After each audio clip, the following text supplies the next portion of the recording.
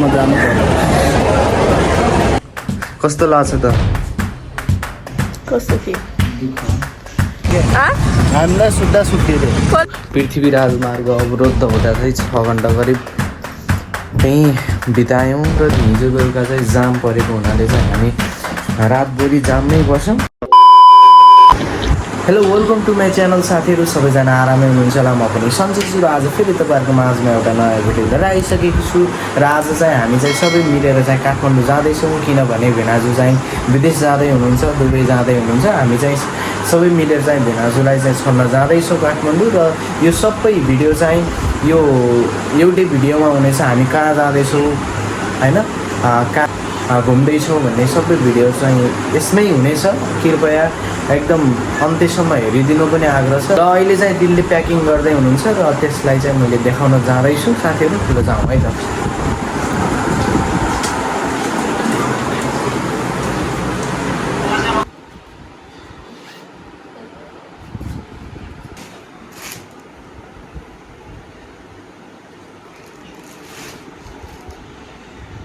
हामी चाहिँ रातिको 8 बजे हिँड्यौँ साथीहरू र करिब 11 बजे चाहिँ चितवनको जुगेडी भन्ने ठाउँमा चाहिँ पुलिसले अचानक रोक्यो। अचानक किन रोकेको रहेछ यसो बुझ्दाखेरि चाहिँ अगाडिपट्टि चाहिँ ल्यान्डस्लाइड भएको रहेछ, गएको रहेछ। त्यसैले चाहिँ हामीलाई रोक्यो र हामी चाहिँ सबैभन्दा अगाडि थियौँ साथीहरू, अगाडि। त्यसैले पनि एउटा फाइदा भयो। र हामी चाहिँ रातभरि जाममा फस्यौँ साथीहरू। करिब बिहानको 5 बजे बल्ल गाडी हिँड्यो र हामी चाहिँ मेरो चाहिँ आँखा एकदमै निन्द्रा लागे जस्तो देखिएको छ र दिदीहरू पछाडि छन् र बाँकी भिडियो देखाउँछु है साथीहरू।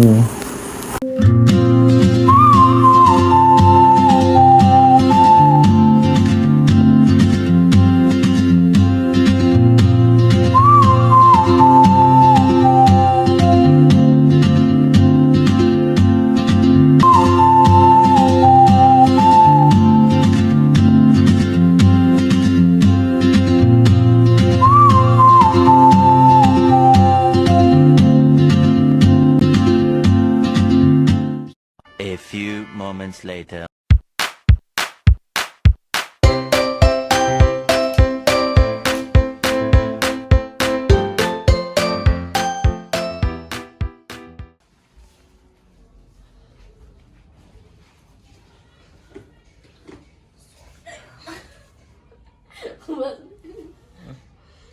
Next room.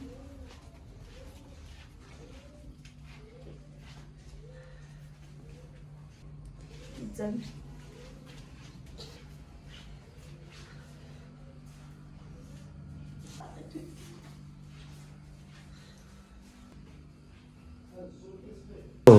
बेलुका नै हामी चाहिँ काठमाडौँको लागि चाहिँ हिँडेका थियौँ, तर हिजो बेलुका चाहिँ जाम परेको हुनाले चाहिँ हामी रातभरि जाममै बस्यौँ र बाटोमै चितवनमै बस्यौँ। र आज बिहान चाहिँ 5 बजे करिब 5 बजेको थियो र जाम खुल्ने बित्तिकै हामी हिँड्यौँ र हिँड्दा करिब 11 बजे चाहिँ हामी काठमाडौँ आइसकेका थियौँ।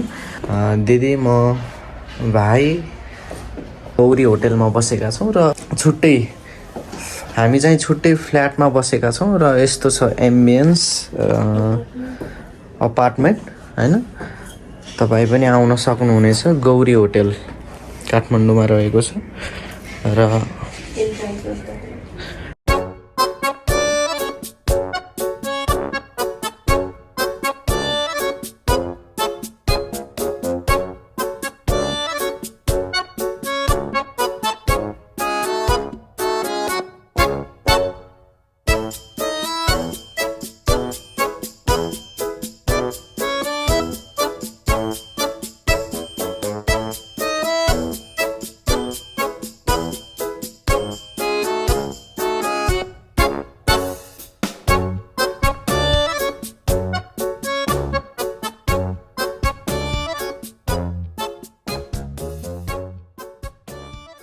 $2,000 years later. हामी चाहिँ बाटोमा एकदमै करिब 6 घन्टा हामी चाहिँ त्यो पृथ्वी राजमार्ग अवरुद्ध हुँदा चाहिँ 6 घन्टा करिब त्यहीँ बितायौँ। जसो तसो गरेर हेर्नु साथीहरू, यति गाह्रो भयो नि, यति गाह्रो भयो। त्यो त हामीलाई मात्रै थाहा छ। र बाटोमा त्यो नेचुरल होइन, नेचुरल ब्युटी हेर्दै आउँदाखेरि चाहिँ त्यो दुःख पीडाहरू चाहिँ कता कता भुले जस्तो पनि भएको थियो साथीहरू। र फेरि यो रुम हेरेपछि चाहिँ सबै दुःख होइन, सबै दुःख पीडा जुन चाहिँ त्यो रातभरिको भोगाइ चाहिँ सबै मेटेको जस्तो फिल भएको छ साथीहरू। हेरौँ न यता हामीलाई सुत्दा सुत्कियो हामीलाई सुत्दा सुत्कियो।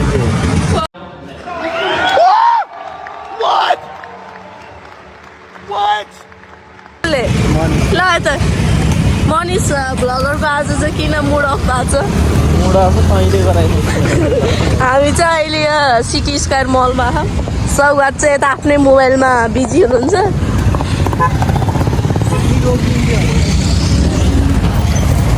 हामी चाहिँ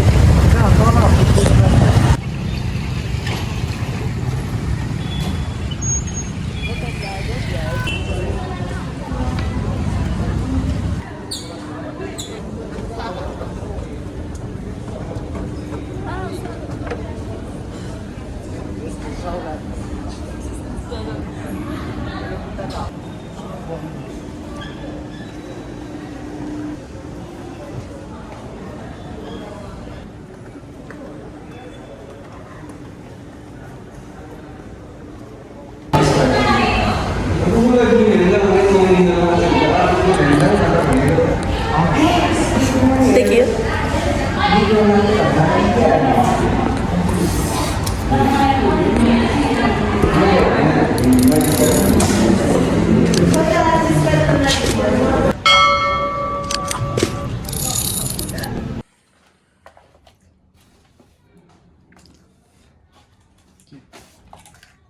पनि सन्चै छु र आज फेरि तपाईँहरूको माझमा एउटा नयाँ भिडियो लिएर आएको छु। यदि तपाईँहरूलाई मेरो भिडियो मनपर्छ भने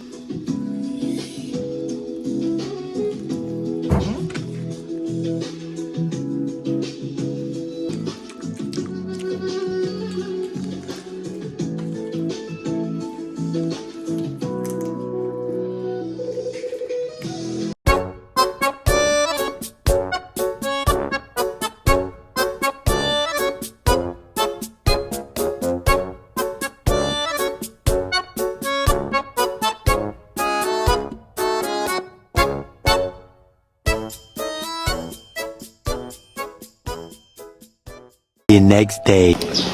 हेलो साथीहरू, आज चाहिँ नेक्स्ट डे हामी चाहिँ कता जाँदैछौँ भने आज सोमबार पनि परेको छ र भदौको 1 गते र प्लस नाग पञ्चमी पनि रहेको छ। यसैको शुभ दिनमा चाहिँ हामी पशुपतिनाथ जाँदैछौँ।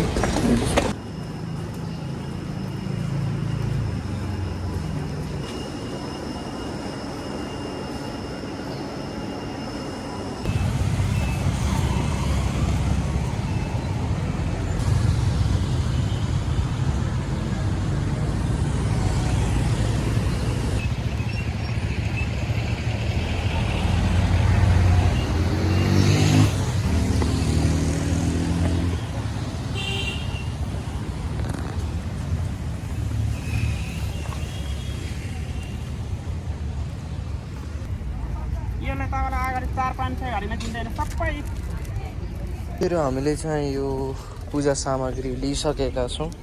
2टा लिएका छौँ, एउटा चाहिँ भाइ र मैले, एउटा चाहिँ भेनाजु र दिदीले गर्ने भनेको छ। यस्तो रहेको छ। सेन्डल खोलेको त ए आस्था हो। यहाँ त लाना दिनु के त्यो त मलाई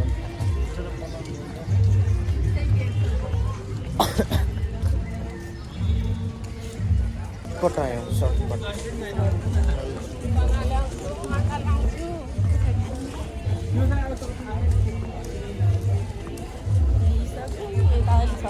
यहाँबाट एउटा रुद्राक्ष लिएर यो हामीले यो त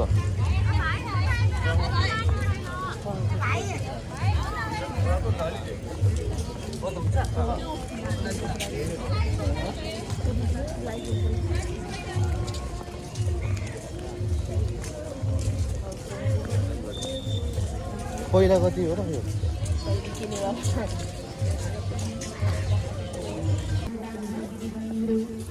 पशुपतिको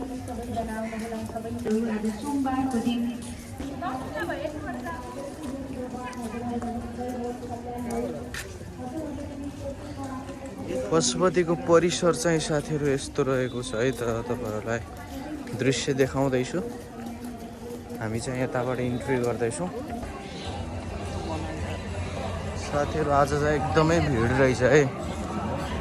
आज विशेष दिन पनि छ नि त, त्यसैले एकदमै भिड रहेको छ जताततै।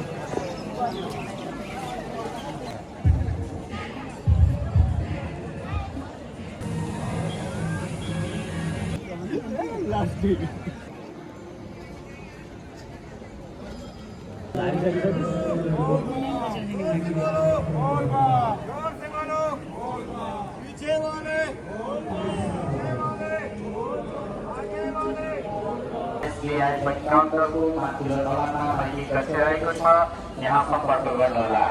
अथवा बस्ने गेट नजिकै अस्थायी प्रहरी वृत्त रहेको छ, त्यहाँ सम्पर्क गर्नुहोला।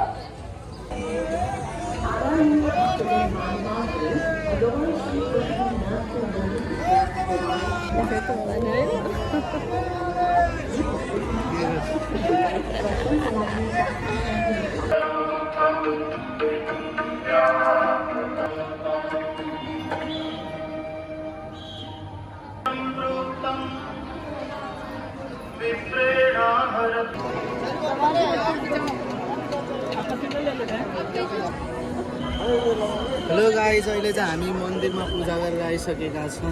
करिब 2 घन्टाको प्रतीक्षाको फल छ। 2 घन्टा पछि यति ल जाउँ अब।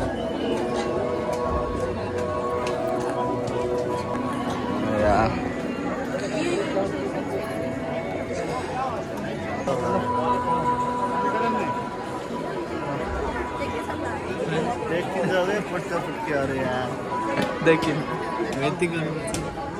हामी धेरै माथि गयो।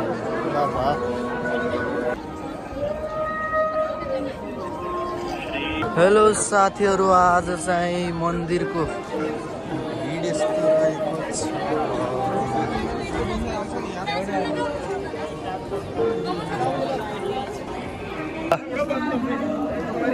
सिधा बनाउनु सिधा।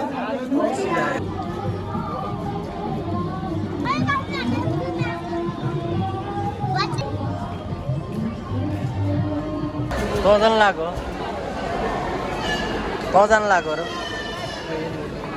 कस्तो लाग्यो त तपाईँलाई? नरुनु नि फेरि।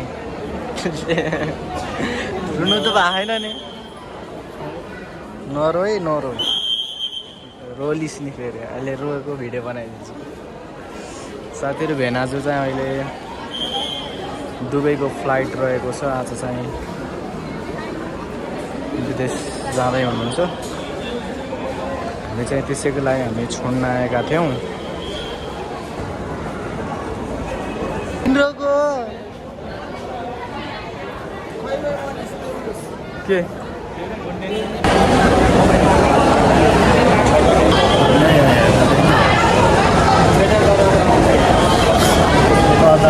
अब म जानु पर्यो।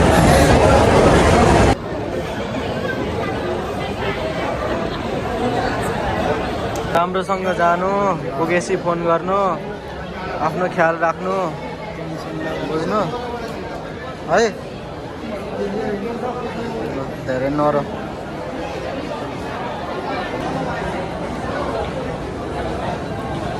केही भन्दैनस् भेनाजुलाई? भेनाजु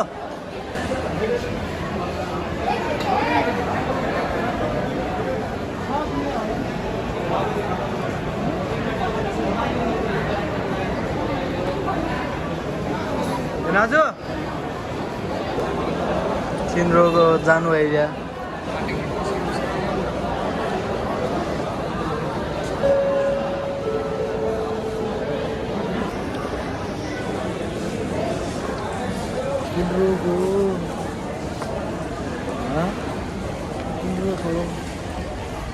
जानु भइदिया